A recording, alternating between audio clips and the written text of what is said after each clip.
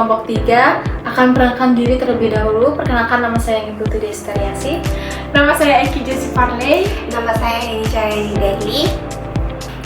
Jadi sebelum kami memaparkan apa itu kesenjangan digital di era Society 5.0, mari kita saksikan animasi berikut.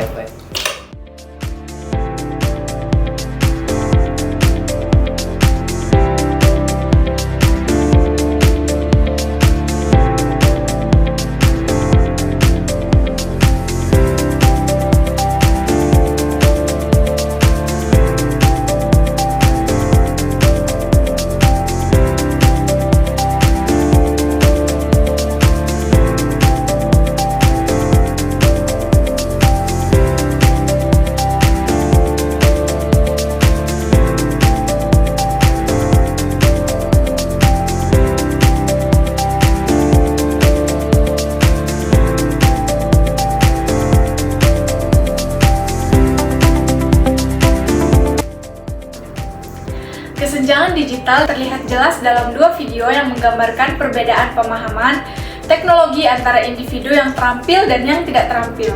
Video pertama menunjukkan seseorang yang mahir menggunakan teknologi, memanfaatkan berbagai platform digital untuk meningkatkan produktivitas dan akses informasi. Nah, sementara itu video yang kedua menggambarkan individu yang kesulitan memahami dan mengakses teknologi. Hal ini menyebabkan terhambatnya keterbatasan pengetahuan dan infrastruktur. kesenjangan ini mencerminkan tantangan besar dalam memastikan semua lapisan masyarakat dapat berpartisipasi secara penuh dalam perkembangan era Society 5.0 yang mengutamakan kolaborasi antara manusia dan teknologi. Jadi materi berikutnya itu penyebab kesenjangan digital. Nah, yang pertama itu keterbatasan jaringan internet.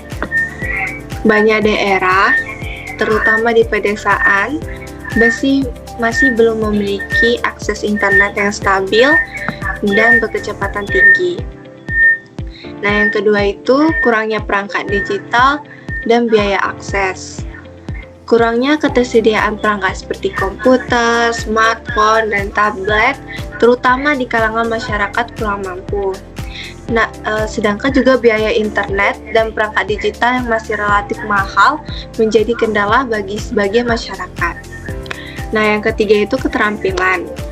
Nah, kurangnya kemampuan masyarakat dalam menggunakan teknologi digital seperti mengoperasikan komputer, mencari informasi di internet, atau memanfaatkan aplikasi lainnya.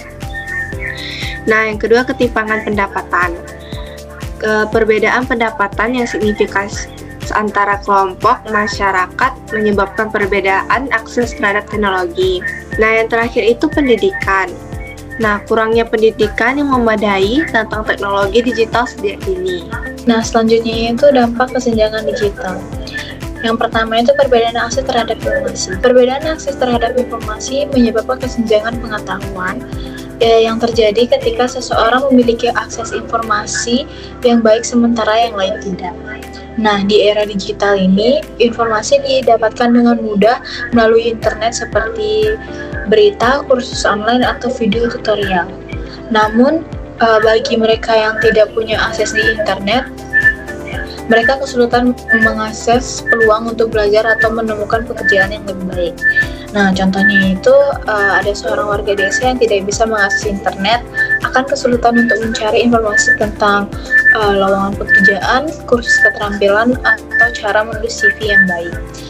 Sebaliknya, orang yang tinggal di kota dengan akses internet yang lebih mudah itu dapat menemukan informasi yang lebih banyak dan lengkap, sehingga mereka dapat memperoleh pekerjaan yang lebih baik. Yang kedua itu keterbatasan dalam pendidikan. Keterbatasan dalam pendidikan terjadi ketika akses terhadap pendidikan yang berkualitas terbatas, baik karena kurangnya fasilitas, tenaga pengajar yang terlatih, atau akses ke teknologi yang memadai. Contoh itu saat pandemi COVID-19 memaksa pembelajaran online.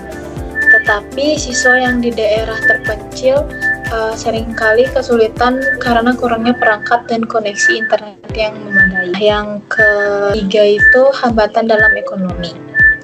Hambatan dalam ekonomi terjadi ketika seseorang kesulitan berpartisipasi dalam kegiatan ekonomi, seperti mencari pekerjaan atau memulai usaha karena keterbatasan akses. Nah, misalnya itu orang di daerah terpencil yang tidak memiliki akses internet atau pelatihan keterampilan akan kesulitan untuk mendapatkan pekerjaan atau memanfaatkan peluang bisnis online. Nah, hal ini memperburuk ketimpangan ekonomi di mana mereka yang tidak memiliki akses tetap tertinggal, sementara yang memiliki akses lebih mudah mendapatkan peluang. Nah, yang keempat itu kesenjangan sosial. Kesenjangan sosial merujuk pada perbedaan antara kelompok-kelompok dalam masyarakat yang disebabkan oleh faktor-faktor seperti ekonomi, pendidikan, akses layanan, dan kesempatan. Misalnya itu orang dengan pendidikan tinggi dan pekerjaan yang stabil di kota besar seringkali memiliki kehidupan yang lebih baik dibandingkan dengan mereka yang tinggal di daerah terpencil, di mana akses ke pendidikan, pekerja, dan layanan publik itu terbatas. Nah, kesenjangan ini menciptakan ketidaksetaraan dalam kualitas hidup, peluang, dan partisipasi sosial yang bisa memperburuk konflik sosial dan memperdalam perbedaan antara kelompok dan masyarakat. Nah, yang terakhir itu ancaman keamanan. Ancaman keamanan adalah bahaya yang mengancam keselamatan individu atau kelompok, baik secara fisik seperti kekerasan atau teror, maupun digital itu seperti peretasan atau pencurian identitas. Nah, ancaman ini bisa merusak stabilitas dan kesejahteraan, terutama bagi mereka yang kurang memiliki perlindungan atau akses ke sumber daya untuk menghadapi ancaman tersebut. Contohnya itu seorang lansia yang kurang paham tentang teknologi, ia menerima pesan email yang mengaku dari bank, meminta data pribadi seperti nomor rekening dan PIN. Karena dia tidak tahu, jadi dia memberikan dan akhirnya uang dari rekening itu hilang. Oke, selanjutnya di sini saya akan menjelaskan tentang strategi dan solusi untuk mengatasi kesenjangan digital. Nah, untuk mengatasi kesenjangan digital di era Society 5.0 diperlukan pendekatan yang terintegrasi dan berkelanjutan. Nah, yang pertama itu peningkatan infrastruktur internet. Pemerintah dan sektor swasta harus berinvestasi dalam pembangunan infrastruktur teknologi, termasuk jaringan internet di daerah-daerah yang belum terjangkau. Ini mencakup perluasan jaringan 4G atau 5G, serta akses Wi-Fi publik di ruang-ruang umum. Contohnya proyek Palaparing di Indonesia. Nah, Palaparing dibangun oleh Badan Aksesibilitas Telekomunikasi dan Informasi atau BAKTI, Kementerian Komunikasi dan Informasi atau Kominfo. Proyek Palaparing di Indonesia ini bertujuan untuk menyediakan jaringan internet fiber optik di seluruh wilayah, termasuk daerah terpencil.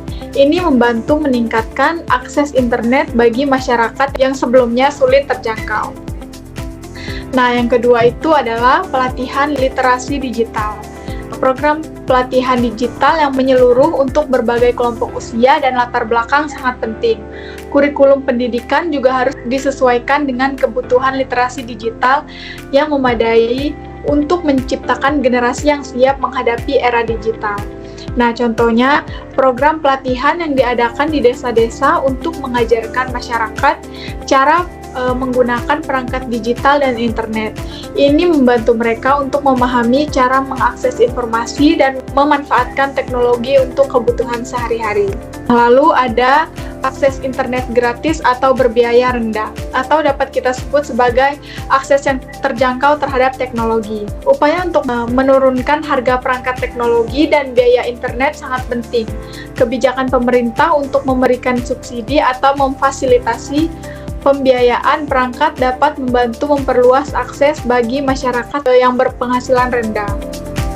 Pemerintah dan organisasi dapat bekerja sama dengan penyedia layanan internet untuk menyediakan akses gratis di sekolah-sekolah atau tempat umum, sehingga siswa dan masyarakat dapat belajar dan mencari informasi tanpa biaya.